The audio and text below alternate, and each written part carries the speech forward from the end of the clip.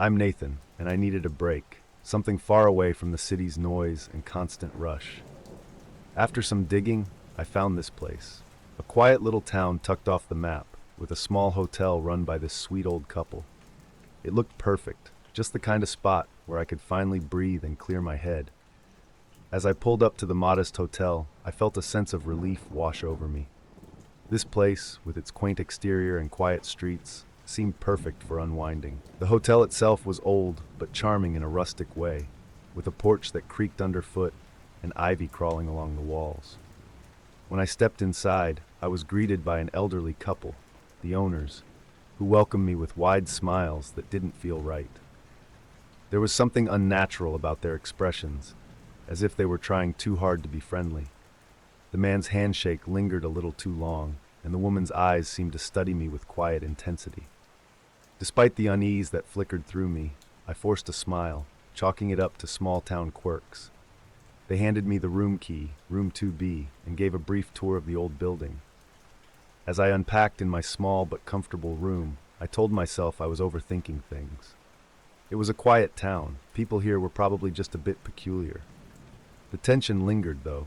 The streets outside were eerily still, with only the occasional distant sound of footsteps or the creak of a door shutting somewhere. The weight of silence pressed against my senses, reminding me that this town was far from the city bustle I was used to. I told myself to relax. I had come here to escape, after all. The next morning, I decided to explore the town. The air was crisp, and the narrow streets were lined with aging shops and houses, their facades faded by time. The quiet was more intense than I had expected. No hum of traffic, no chatter from passers-by, just silence. I passed a bakery, hoping for some interaction, but as soon as the woman behind the counter saw me, she hurried to lock the door. Confused, I tried to peek inside, but she had already pulled the blinds down, shutting me out. The same thing happened at the butcher's shop, then at a bookstore. Every time I approached a building, someone inside would glance at me briefly before shutting the windows or pulling the curtains closed. It felt intentional, deliberate, as if they wanted to make it clear that I didn't belong here. A strange unease settled deep in my chest.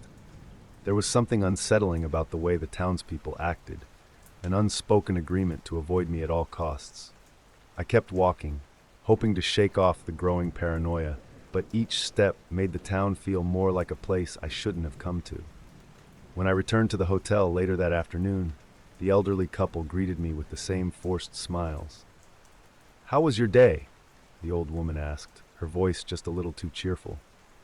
I mumbled something polite and retreated to my room, where the silence felt even heavier. I couldn't shake the feeling that the entire town was hiding something from me. By late afternoon, the unease had settled into my bones. I couldn't sit still. The quiet of the town was oppressive, closing in around me. I decided to take a walk outside of town, hoping some time in the open air would help clear my mind. The path I followed was narrow and uneven, winding through a patch of dense woods. As the sun dipped lower, the trees cast long shadows across the trail, and the cool evening air nipped at my skin. I told myself I would only walk a little farther, just to clear my head.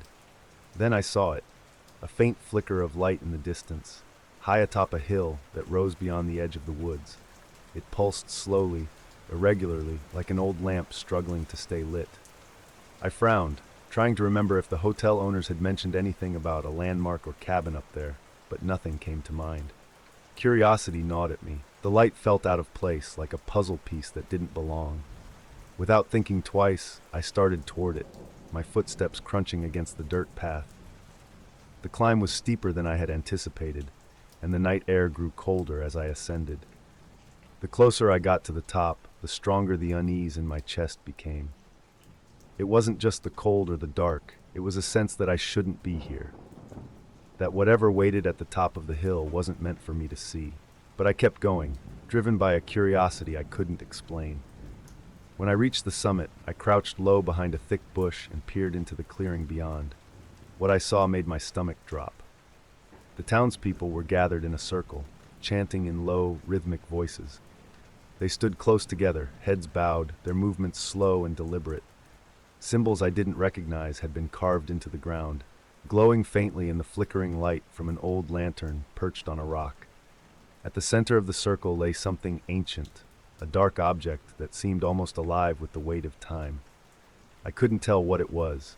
It was wrapped in cloth, its shape distorted, but just looking at it filled me with a sense of dread. I crouched lower, heart racing, as the chanting continued. The air around the ritual felt charged, like the calm before a storm. It was clear now that the townspeople weren't just quirky or reclusive, they were hiding something dangerous, something I wasn't supposed to witness. Panic surged through me, and I knew I had to leave before they noticed me. I turned slowly, careful not to make a sound, and began my descent down the hill. Then it happened. My foot slipped on a loose rock, sending it tumbling noisily down the slope.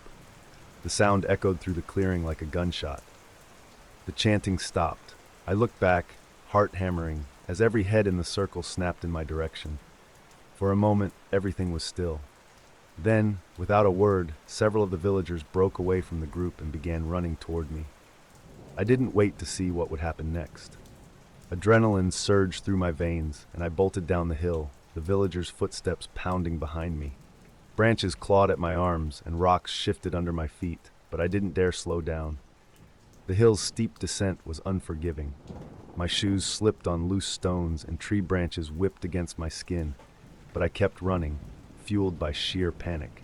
I could hear them behind me, heavy, determined footsteps that grew louder with every stumble I made. Every instinct screamed at me to move faster, but the uneven ground threatened to send me tumbling. I risked a glance over my shoulder. In the dim moonlight, I saw several of the villagers chasing me. Their faces were unreadable, shadows shifting under the hoods of their jackets. The fear gnawed at me. This wasn't just about witnessing something strange. There was something more, something they couldn't afford for an outsider to know. And now they were coming for me. I forced myself to focus on the path ahead, weaving between trees and ducking under low-hanging branches. The woods seemed endless, but I knew I had to make it back to the town. It was my only chance. Then I saw the faint outline of buildings ahead, and relief flooded through me. I was close. If I could just reach the hotel, I might be able to hide, maybe even escape unnoticed in the morning. I burst from the tree line, panting and covered in scrapes, and sprinted toward the town. The streets were eerily quiet, not a soul in sight. It felt as though the entire town was asleep, or maybe just waiting. The hotel loomed ahead, dim lights glowing from the lobby windows. I pushed myself harder, my legs screaming in protest as I closed the distance. Behind me, I could still hear the villagers chasing, their footsteps relentless. When I reached the hotel, I threw open the door and slammed it shut behind me. My heart pounded in my chest as I locked the deadbolt, pressing my ear against the wood to listen for their approach. Silence. I backed away from the door, gasping for breath, and stumbled toward my room. The elderly couple must have heard the commotion, but they didn't come out to ask what was happening. I had a feeling they already knew. Once inside my room, I locked the door, bracing a chair under the doorknob for good measure. My hands trembled as I double-checked the windows, drawing the curtains tight. Even though I was inside, the sense of safety felt fragile, like a thin layer of ice over deep water. The night stretched on endlessly. Every creak and groan of the old building sent my nerves on edge. I sat on the edge of the bed, too afraid to sleep, watching the shadows shift across the walls. My mind raced, replaying the events on the hill, what I had seen, what it meant, and what might happen next. I imagined the villagers gathering outside, waiting for me to make a mistake. I pictured them standing silently in the dark, watching the windows, listening for any sign of movement inside. The hours dragged by in suffocating silence. My chest felt tight, and the air in the room seemed heavier, as though the fear itself was pressing down on me. I tried to convince myself I was overreacting, that they wouldn't dare harm me in town, with the hotel staff nearby. But no matter how hard I tried to rationalize it, the fear remained. As dawn's first light crept through the curtains, I knew I couldn't stay another minute. I had to leave now, before they had the chance to corner me. I packed in a frenzy, throwing clothes and essentials into my bag with shaking hands. I didn't bother with neatness, just speed. I could still feel the weight of unseen eyes on me, as if the entire town knew what I had witnessed and was waiting for my next move.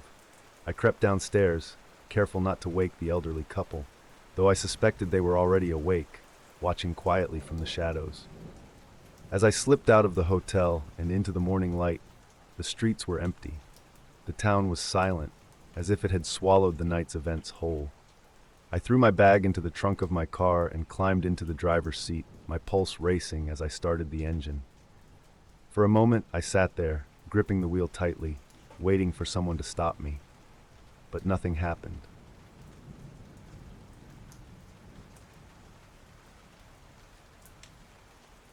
The noise came like a hammer, yanking me out of sleep with a force that made my pulse race. At first, I didn't understand what was happening. My clock read 2:45 a.m., and for a moment, I thought it was part of a dream. But the banging on the door didn't stop, followed by the sharp, insistent chime of the doorbell over and over. My heart pounded in my chest as I got out of bed. The hallway was dim, every creak of the floorboards amplifying the tension in my chest. I reached the front door, the cold metal knob in my hand sending a shiver up my arm. When I opened the door, I found her standing there. A woman, trembling, bruises marking her face, her eyes wide with something I couldn't fully understand yet. "I'm Amelia," she whispered, her voice cracked and raw with fear. She was already inside before I could process what to do next. There was something in the way she looked over her shoulder, as if the devil himself was right behind her. I didn't ask questions. I stepped aside and let her in. Amelia was still catching her breath when the night outside exploded with the squeal of tires. A car roared into the driveway, headlights flooding the darkened room. Through the open door, I locked eyes with the driver, a man with a dead look in his eyes, too calm for the moment, as if he'd been through this before. Amelia stiffened, retreating further into the shadows of my living room. I felt the shift in the air, as if something terrible had followed her and was now clawing at the walls of my home. I moved to close the door, hoping I could shut this nightmare out, but the man stepped out of the car. There was something deliberate in his movements, a kind of control that made me realize things were about to go very, very wrong. He didn't shout or threaten. He just stood there looking at me with a cold expectation. Then he gave a signal, just a small tilt of his head toward the car. Two more figures emerged from the vehicle, their footsteps heavy against the pavement. The last one carried an axe in his hand, the weight of it shifting as he approached. Panic hit me, sharp and immediate, and I tried to close the door, but the axe-wielding man reached it in time. The door shook under his grip as he shoved it back open, splintering wood as the blade buried itself into the frame. I tried to block it with my shoulder, but his strength overwhelmed mine. I stumbled back, knowing that whatever chance I had to stop this was slipping away with every second. The first man stepped inside, his eyes scanning the room with the kind of patience that told me they knew they were in control. He didn't speak, just stood there while the other two pushed past him. I thought I could do something, anything, to stop what was happening. But before I could react, one of them grabbed me and slammed me to the ground. Pain shot through my knees as they pressed me into the floor, my wrists yanked together and tied with something coarse and unforgiving. The cold wood beneath my cheek pressed into my skin as I struggled, but it was no use. The bindings cut into my wrists, keeping my hands useless behind my back. Pinned to the ground, I could only watch as they turned their attention to Amelia. Her breath hitched, and she tried to back away, her body shrinking with fear. But they moved fast, grabbing her by the arms and dragging her toward the shattered doorway. She fought them, kicking and thrashing, but it was a losing battle. One of the men tightened his grip, lifting her off the ground as if she weighed nothing. I heard her gasp, then scream, a sound that cut through the night, raw and desperate. I tried to shift, to move, anything to get free. But the ropes burned against my skin, and my muscles refused to obey. I could only watch, helpless, as they pulled her out into the cold night. The man with the axe lingered at the door for a moment, giving me one last look before stepping outside. It was a look that told me I didn't matter, not in the slightest. And then, with a slam of car doors and the screech of tires, they were gone. The silence that followed was unbearable, pressing down on me like a weight I couldn't lift. The minutes after they left were a blur of frustration and helplessness. I twisted and pulled at the ropes around my wrists, feeling the bite of the rough material every time I moved. My breathing was uneven, my thoughts scrambled. I kept hearing Amelia's scream echoing in my head, sharp and filled with terror, over and over. I wriggled to the side, trying to reach anything sharp, but there was nothing close by, just the shattered remains of the front door and a floor littered with splinters. I rolled onto my back, gasping for air. The ropes wouldn't budge, and every attempt to loosen them only made them tighter. My body burned with frustration and exhaustion. I replayed every detail in my mind, hoping to make sense of it, but there were no clues, no logic to what had just happened. Who were they? Why did they come after Amelia? And what had she done, or what did she know, that made them hunt her so ruthlessly? The worst part was knowing that no one else had seen it. The street was silent, every house dark and oblivious. Amelia's cries had been swallowed by the night, and her absence felt like a void expanding inside me. I lay on the floor, my wrists burning from the bindings, feeling like hours had passed, though it was likely just minutes. Time stretched thin, warping under the weight of helplessness. I strained to hear anything that could tell me what had happened to her, but the night was eerily quiet. The image of Amelia being dragged away wouldn't leave my mind. Her struggle, fierce but futile, haunted me. I tried to imagine what they were doing to her now, where they had taken her, and each thought was worse than the last. I tried to shut those thoughts down, focusing on the task at hand, getting free. But every moment spent tied up only deepened the sense of dread that I might never know what had happened to her. The first sign of dawn was the faint light creeping through the windows, followed by the distant sounds of people waking up in their homes. I lay there, exhausted, the ropes still biting into my skin, when I heard footsteps outside. A neighbor's voice called out cautiously, followed by a sharp intake of breath when they saw the state of my door.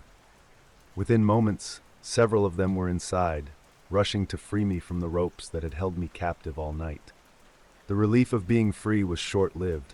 My wrists throbbed where the ropes had been, and my muscles ached from hours of tension. But those were minor things compared to the weight in my chest, the feeling that I had failed. They asked me what had happened, and I struggled to find the words. How do you explain something that makes no sense?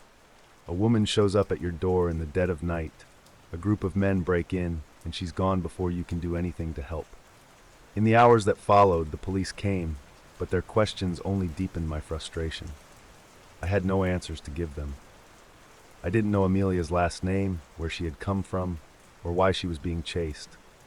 All I knew was that she had been terrified, and that terror had become mine the moment I opened the door.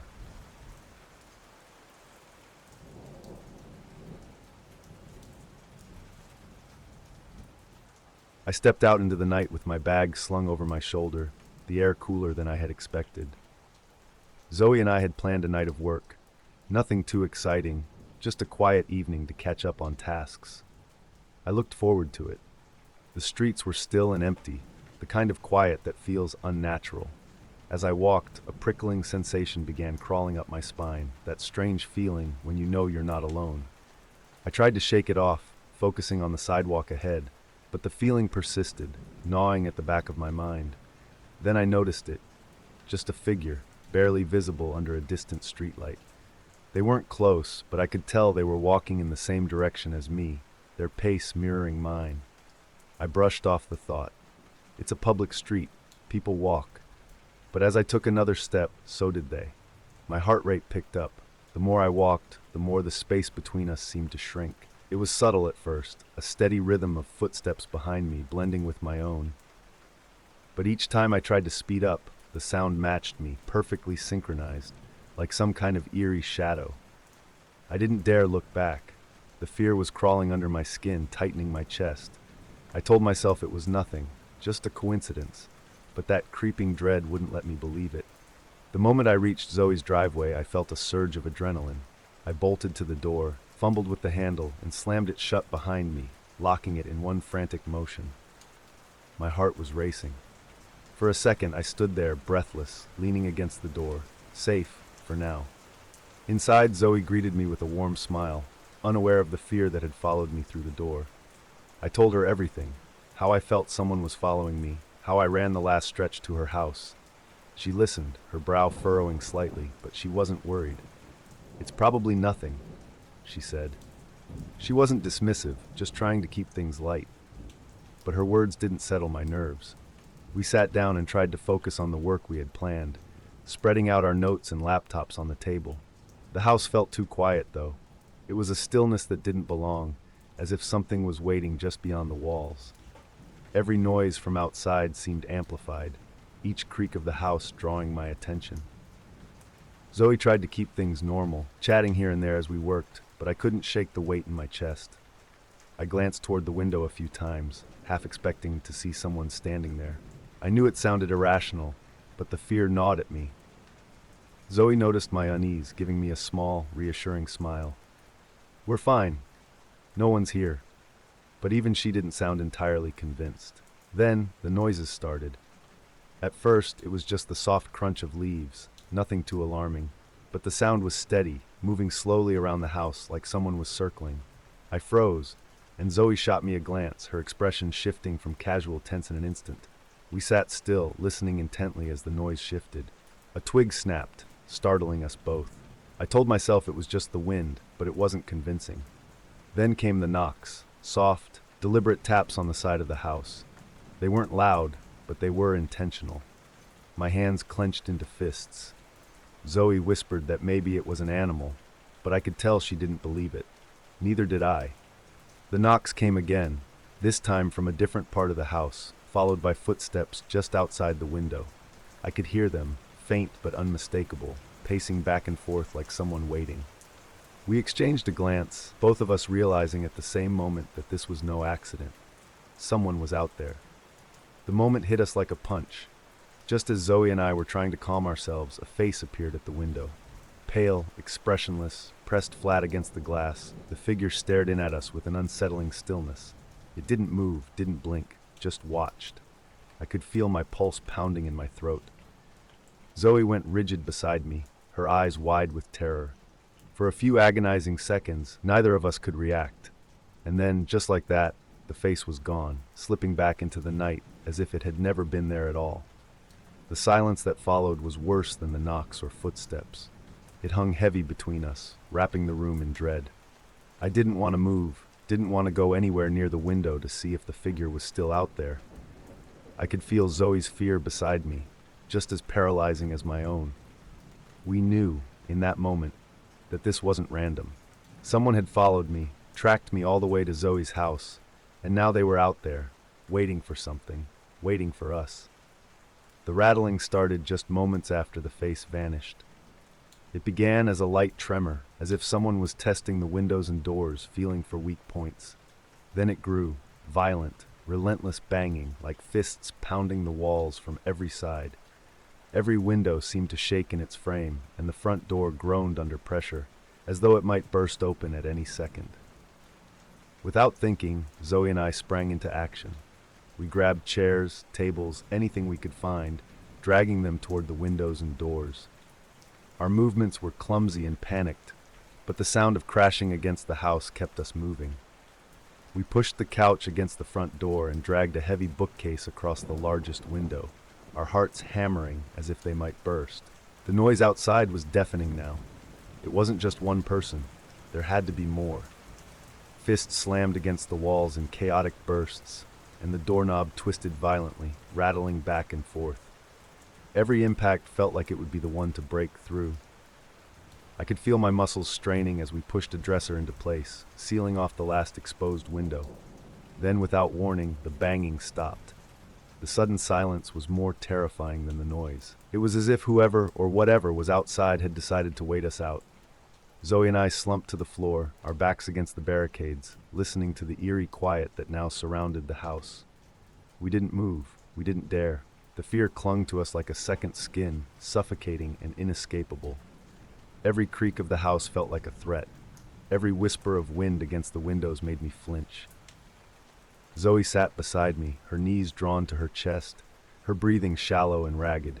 I wanted to tell her it would be okay, but the words felt like a lie. The hours dragged on. We sat in the darkness, unable to sleep, listening to every small noise from outside. The footsteps came and went, slow and deliberate, as if someone was pacing just beyond the walls. Occasionally, a soft knock would echo through the house, just one, as if to remind us they were still there, waiting. The longer we stayed in that room, the more unbearable the tension became. My mind raced with possibilities. What if they found a way in? What if this night never ended? The thought of waiting like this, minute by minute, was enough to make my skin crawl. Zoe clutched her phone, but there was no service, no way to reach anyone. We were alone, and all we could do was wait. Sometime in the early morning, I noticed the faintest hint of light breaking through the edges of the barricades. Dawn was coming, and with it, a small sliver of hope. For the first time in hours, the noises stopped. The footsteps, the knocks, even the distant sounds of rustling leaves, they all vanished as if carried away by the morning light. Zoe and I sat in silence, our bodies stiff from staying in the same position for so long. The quiet was unsettling, but it was better than the chaos of the night. I glanced toward the window, seeing the dim, gray light of morning creeping in. The thought crossed my mind that maybe, just maybe, the worst was over. We didn't move right away. Part of me feared that if we let our guard down, the noises would start again. But as the light grew brighter, the fear began to loosen its grip, little by little. I dared to hope that whatever had been out there was gone. Once the room was fully lit by morning, Zoe and I slowly dismantled the barricades, piece by piece. The house was eerily quiet, as if the night before had been nothing more than a bad dream. But it wasn't a dream. We knew that too well. The overturned furniture and scattered objects were proof enough that it had been real.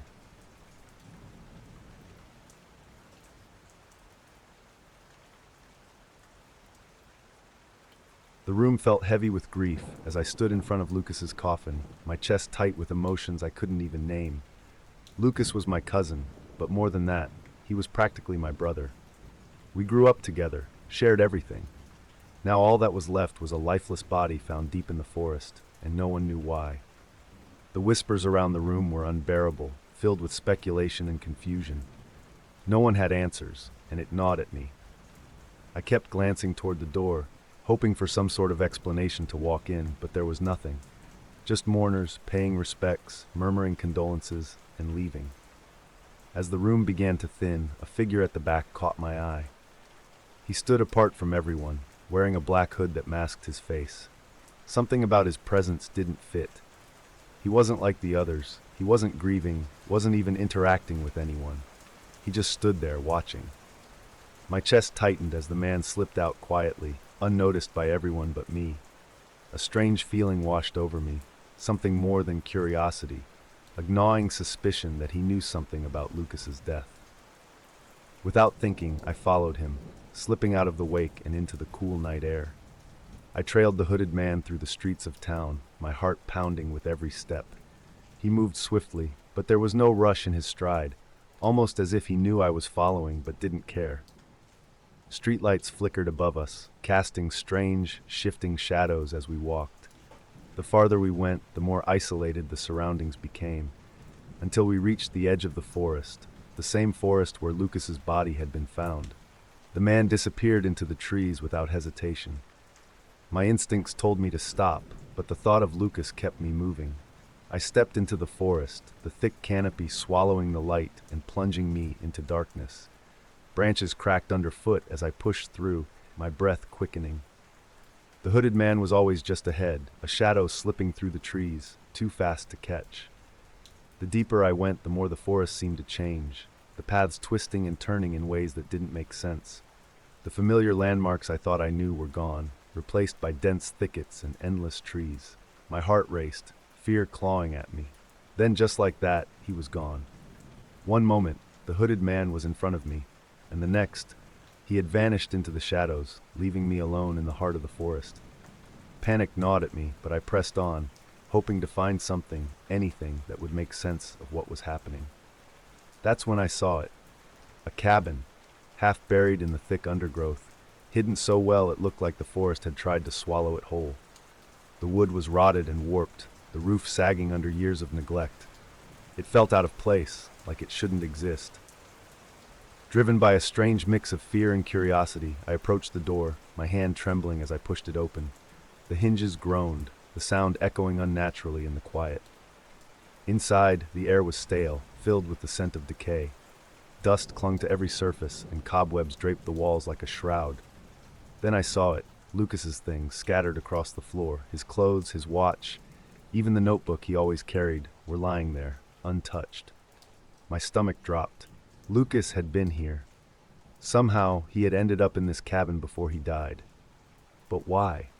What had brought him here? And why hadn't anyone mentioned this place?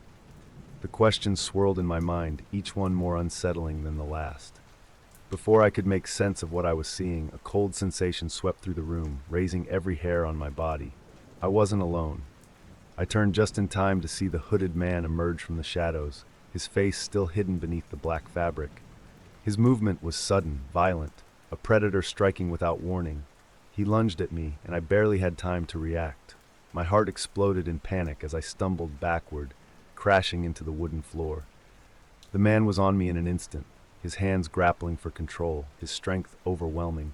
I thrashed, kicked, did everything I could to fight him off, but he was relentless. Every second felt like a fight for survival, each breath harder to draw as he pinned me down. Somehow, in the chaos, I managed to twist free, adrenaline flooding my veins. I scrambled to my feet and bolted for the door, my mind consumed with one thought: escape. The hooded man was right behind me, his footsteps pounding against the floor as I burst out of the cabin and into the forest. The forest swallowed me whole as I sprinted away from the cabin, every muscle in my body burning. My breath came in shallow gasps, and my heart slammed against my ribs. Behind me, the hooded man's footsteps thundered through the undergrowth, each step too close, too fast. I didn't know where I was going, just deeper into the forest, dodging low-hanging branches and leaping over roots that seemed to rise from the ground, determined to trip me. Every time I glanced back, I caught a glimpse of his dark figure, relentless and silent, except for the heavy sound of pursuit. My lungs burned with every breath, but I couldn't stop. The forest twisted around me, the same trees appearing again and again, trapping me in an endless maze. It felt as though the woods were conspiring against me, leading me in circles, closing me in. Just when I thought I couldn't run any further, I stumbled over a jagged root. My ankle twisted painfully, and I hit the ground hard. For a moment, I lay there, gasping for air, the weight of exhaustion threatening to pin me down. The hooded man's footsteps slowed, crunching closer, savoring the end of the chase. With a burst of panic, I forced myself back up, ignoring the pain, and kept running, the thought of Lucas's fate driving me forward. The forest seemed endless, a sea of darkness with no escape in sight. I pushed on, lungs on fire, my ankles screaming with every step. The hooded man was still behind me, his pace relentless. Each snap of a twig felt like a countdown to the moment he would catch me. But then, through the tangled trees, I saw it, an opening, a dirt road breaking through the dense forest like a lifeline. With every ounce of strength left in me, I sprinted toward the clearing. My body screamed in protest, every step a battle against collapse, but I didn't slow down. The trees thinned, and the sound of the hooded man's footsteps grew fainter, swallowed by the forest behind me. Finally, I burst out onto the dirt road and collapsed to my knees, the cool air hitting my face like a wave of relief. For a long moment, I lay there, my chest heaving, the world spinning around me. I strained to hear any sound, any sign that the hooded man had followed me, but there was nothing. The forest stood still, silent, as if the chase had never happened. But I knew better. He was still out there, lurking just beyond the edge of the trees. I sat on the dirt road, my body trembling with exhaustion, replaying the events over and over in my mind. The hooded man, the cabin, Lucas's belongings. It all felt like pieces of a puzzle I couldn't fit together. What had Lucas been doing in that cabin? Why had the man attacked me? The questions circled endlessly, each one more frustrating than the last. I thought about Lucas again, about the way we grew up together, always watching each other's backs. Something had drawn him into that forest, something dangerous enough to kill him. And now, it was coming for me. The more I thought about it, the clearer it became. Lucas hadn't died by accident. He had been lured there, just like I was. The realization hit me hard. The hooded man knew Lucas, and he knew me. This wasn't random. Whatever had happened in that forest, it was connected to both of us. And the cabin wasn't just some abandoned shack. It was a piece of the story, a place where Lucas had been trapped, and I had barely escaped. The sun began to rise, casting a pale light over the forest and the dirt road. I knew I had to leave, but my legs felt like lead, and the fear clung to me, heavy and suffocating. The hooded man was still out there, watching, waiting. I could feel it. The forest, once a place of adventure and childhood games, now felt like a predator, hiding something dark beneath its canopy. I forced myself to my feet, every step an effort. The forest loomed behind me, silent but alive, as if it held a secret it wasn't ready to share. The road stretched out in front of me, but I knew it wouldn't be long before the questions pulled me back. The answers were still out there, buried with Lucas somewhere among the trees.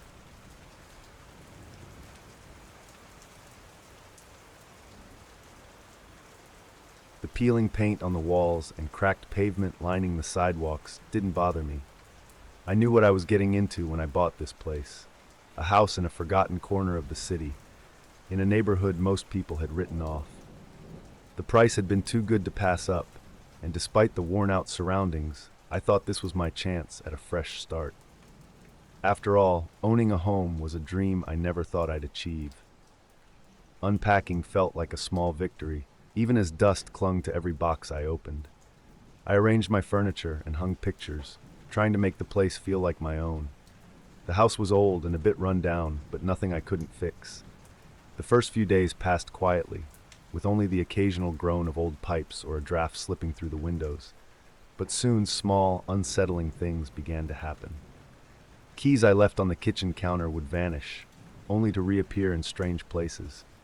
Under the bed, inside a closet, or resting atop the refrigerator. Furniture I swore I had positioned just right would shift slightly, as if nudged by an invisible hand.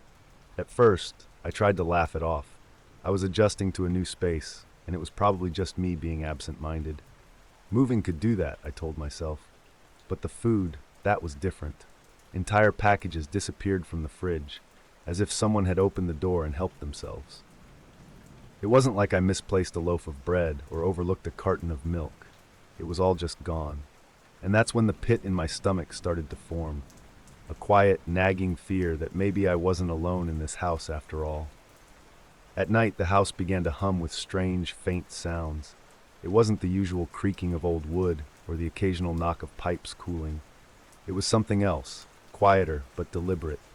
Soft shuffles, almost like footsteps, drifted through the walls.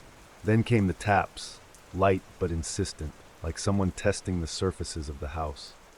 I lay in bed listening, my heart pounding in my chest. Every sound felt like it was meant for me, as if someone or something was letting me know they were there. I tried to convince myself that it was just the house settling, the way old buildings do.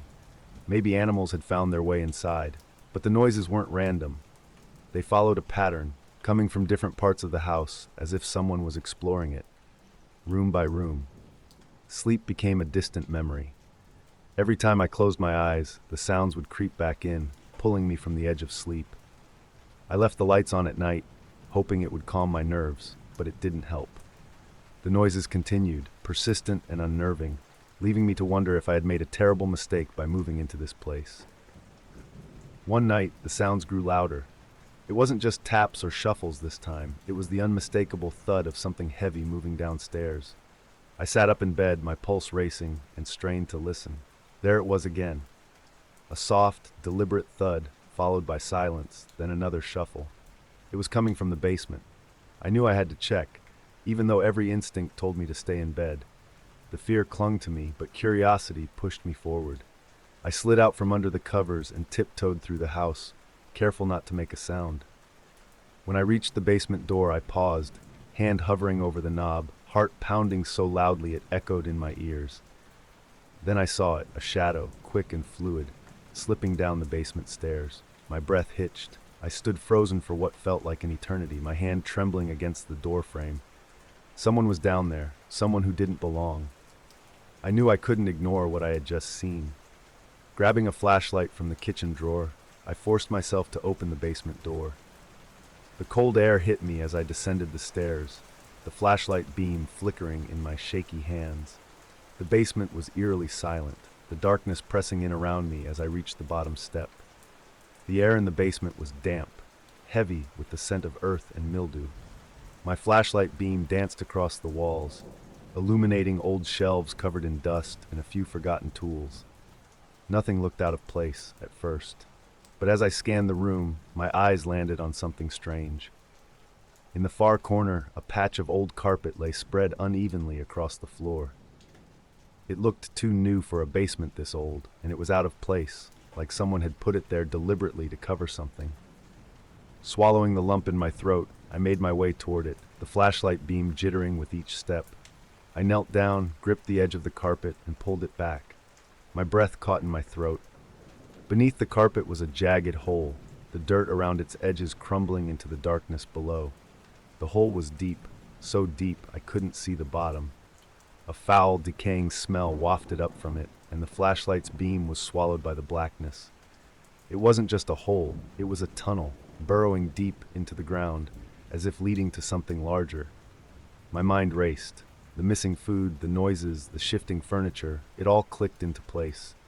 Someone had been using this tunnel to come and go from my house without me knowing. A chill ran through me as I realized the truth. The figure I'd seen wasn't a ghost or a figment of my imagination. Someone, or something, was living under my home, slipping in through the basement tunnel like a predator waiting for the perfect moment to strike. I couldn't sleep after discovering the tunnel. Every creak, every gust of wind felt like an intruder lurking just out of sight. I kept the basement door locked, but it was no comfort. The thought of someone crawling through that dark passage and into my home made my skin crawl. I knew I couldn't stay in the house another night with the hole still open. At first light, I called a contractor and insisted the job be done immediately. I didn't care about the cost. I needed that tunnel gone. When the workers arrived, I led them straight to the basement, explaining as little as possible.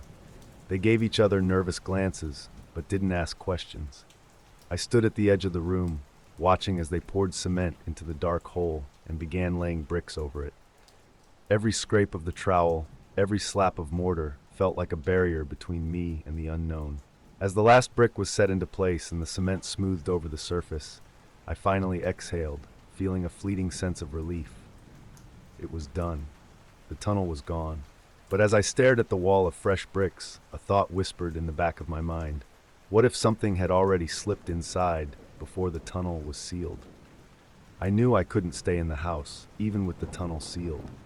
The sense of unease lingered, heavy and oppressive, pressing down on me with every passing hour. The basement might be closed off, but the fear that something had come through before the workers arrived gnawed at me. I couldn't shake the memory of the shadow slipping into the basement. Whatever it was, it had been real, and I couldn't live here, waiting to see if it would show itself again. I packed my belongings in a frenzy, my mind set on leaving before nightfall. I didn't care if the house was newly bought or if I was being irrational. My safety was worth more than trying to tough it out in a place that didn't feel like mine anymore. As I packed the last of my things into the car, I placed a for sale sign on the front lawn. I didn't look back as I drove away. The new apartment felt safer, at least at first. I unpacked quickly, wanting to forget everything that had happened in that house. For a brief moment, I allowed myself to believe it was over, but the peace didn't last. Even in the safety of my new home, I found myself listening for noises at night. Every creak of the floor, every whisper of the wind set my nerves on edge. I caught myself checking the locks twice, sometimes 3 times, afraid that something or someone might find me here. The fear followed me like a shadow, refusing to let go. I knew it wasn't just the house I had escaped, it was the unknown lurking beneath it. The worst part was knowing I would never get answers. Who was the figure in the basement? How long had they been coming and going through that tunnel? What were they planning? The questions haunted me, circling endlessly in my mind, even though I knew I would never go back to find out.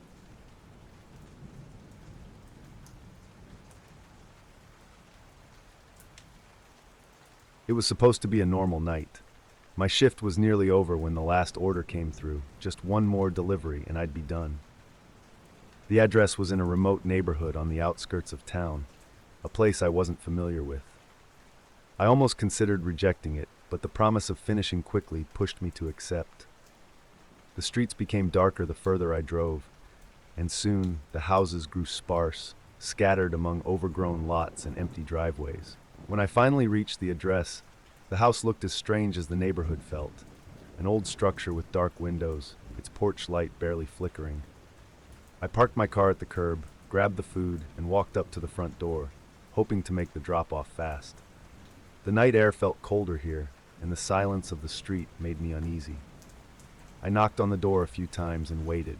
A voice answered from inside. "Door's jammed. Go around back." The man sounded cheerful, almost too friendly, but the request made my skin crawl.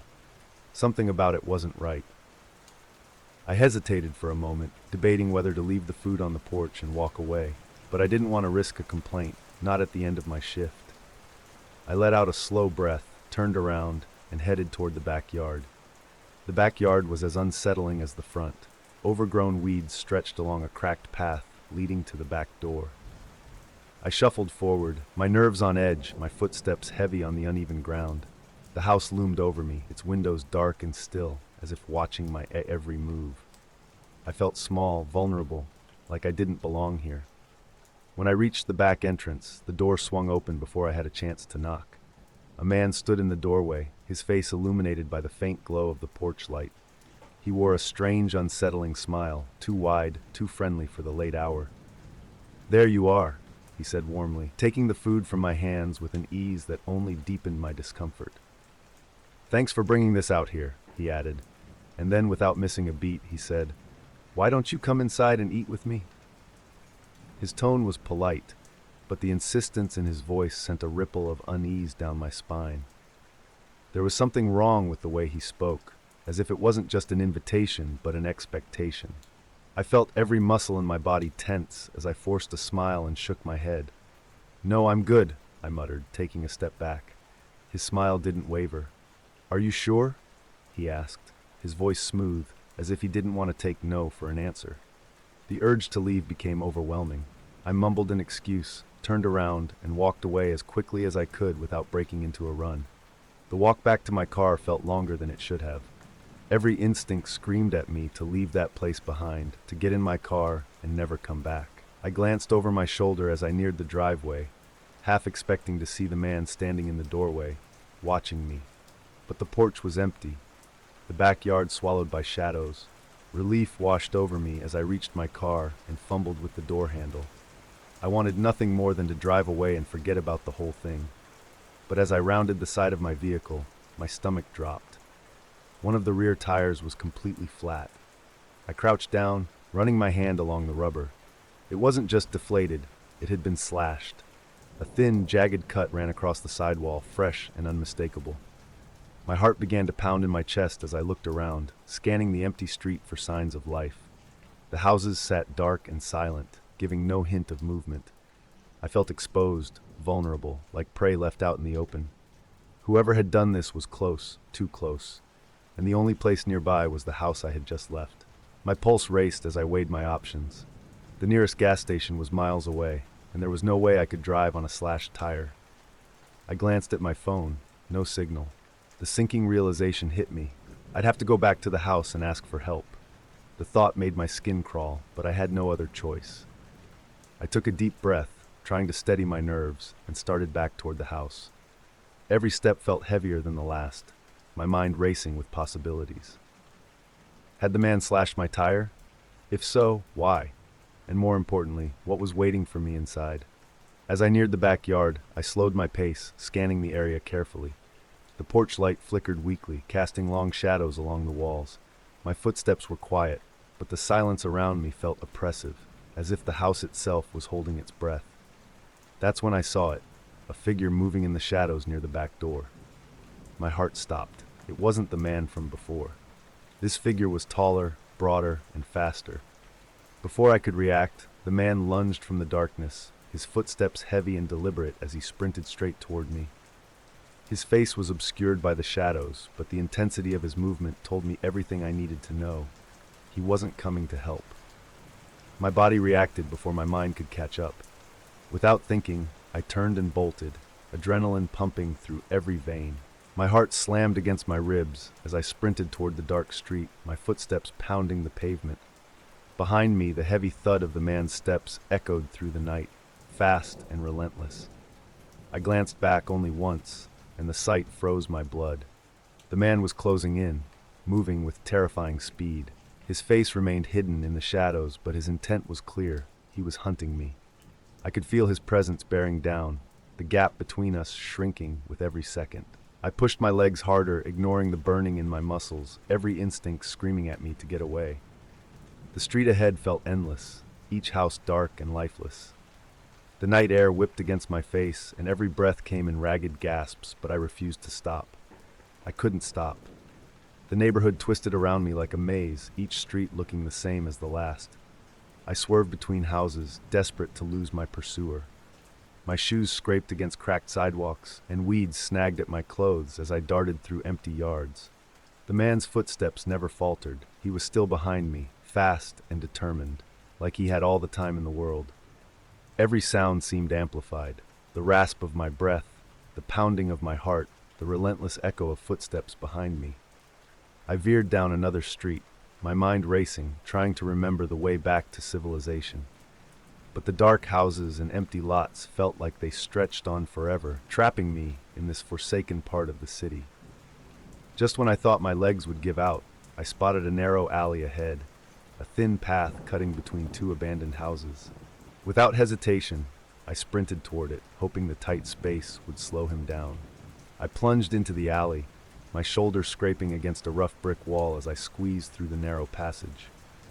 The alley opened up into a wider street on the other side, and for the first time, I felt a flicker of hope. I glanced back, nothing. The man was gone, swallowed by the darkness behind me. The silence pressed in around me like a heavy weight, but I didn't stop. My instincts told me to keep running, to get as far away from that house as possible. I stumbled onto a main road, gasping for air, my lungs burning from the effort.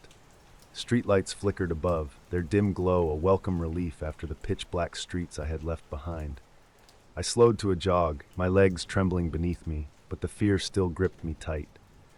I couldn't tell if I had lost him, or if he was just waiting for the right moment to reappear. The road stretched before me, empty and silent, but at least I was no longer trapped in the labyrinth of dark streets. I forced myself to keep moving, putting one foot in front of the other, until the houses gave way to familiar landmarks. Only then did I let myself believe that I had escaped, for now. I never went back for the car. Whatever had happened that night, I wasn't willing to risk returning to that neighborhood. The thought of seeing that house again, or the men who had chased me, was too much. When I arrived at work, I reported the incident, and my boss immediately called a mechanic, and they came to the scene.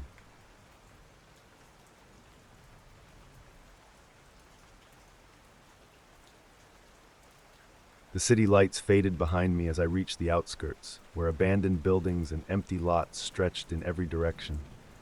The hospital stood at the edge of it all, an ominous, crumbling relic left to rot for years.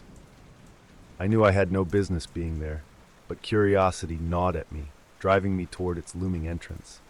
The rumors about strange happenings, about people vanishing or seeing things inside, only fueled my urge to explore it for myself. Armed with nothing but a flashlight, I slipped through a broken gate and crossed the weed-choked lot leading to the entrance. The hospital's front doors were long gone, leaving a yawning opening where darkness poured out like smoke. I paused only briefly before stepping inside, the beam of my flashlight cutting through the gloom. The first thing that hit me was the smell, damp rot mixed with dust and mildew, thick enough to choke on. Graffiti scrawled across the peeling walls, and debris littered the floors. It was the kind of place that had been forgotten by the world. But as I ventured deeper into its decaying corridors, I couldn't shake the feeling that I wasn't alone. The deeper I explored, the more unsettling the hospital became. At first, it was just trash, empty cans, cigarette butts, the kinds of things people leave behind. But then I found old mattresses laid out on the floor, clothes piled in corners and half-eaten food containers gathering mold. Someone had been staying here, maybe several people, and not long ago. A chill ran down my spine as I realized I wasn't just wandering through an abandoned building, I was trespassing into someone's space. The idea made my skin crawl. I turned a corner and my flashlight beam swept across scrawled messages on the walls. Warnings written in jagged, uneven letters. Keep out, and no way back. Despite the unease growing in my chest, I pressed on. Curiosity was a powerful thing, pulling me further into the hospital's depths, even though every instinct screamed at me to leave. The air grew heavier with each step, and it felt like the walls were closing in. Somewhere far off, a faint sound echoed through the halls, a shuffling noise that made my pulse quicken. I followed the sound down a long corridor, my flashlight flickering as the batteries began to wane. At the far end, a door stood ajar, light seeping through the crack. I turned off my flashlight, holding my breath as I crept closer. The closer I got, the clearer the voices became, two men locked in a low, angry argument. I knelt by the door, peeking through the gap. Inside, two figures stood facing each other, tension radiating from their stiff postures. Their words were sharp, filled with urgency and anger. I caught fragments of their conversation. Something about a job gone wrong, about needing to hide something before anyone found out. My heart pounded in my chest. Whatever they were involved in, it was dangerous. I knew I should leave. I knew I should turn around, retrace my steps, and never come back. But I couldn't move. My curiosity kept me rooted to the spot, listening, trying to piece together their conversation. I shifted my weight slightly, trying to get a better look, and that's when I saw him, a third man, standing at the far end of the room. His eyes locked onto mine instantly. "There's someone here," he shouted, his voice cutting through the low murmur of the argument. The two men arguing whipped their heads toward the door, their expressions hardening the moment they saw me. In an instant, their anger shifted from each other to me. They moved with terrifying speed, bolting toward the door. Panic exploded in my chest, and without a second thought, I turned and ran. My footsteps pounded against the cracked tiles as I sprinted down the dark hallway.